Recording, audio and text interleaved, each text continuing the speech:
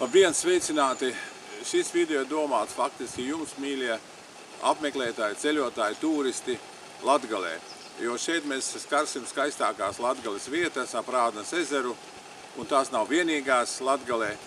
Un tāpēc būsiet mīļi gaidīti un esiet ar mani kopā šajā īsajā ceļojumā.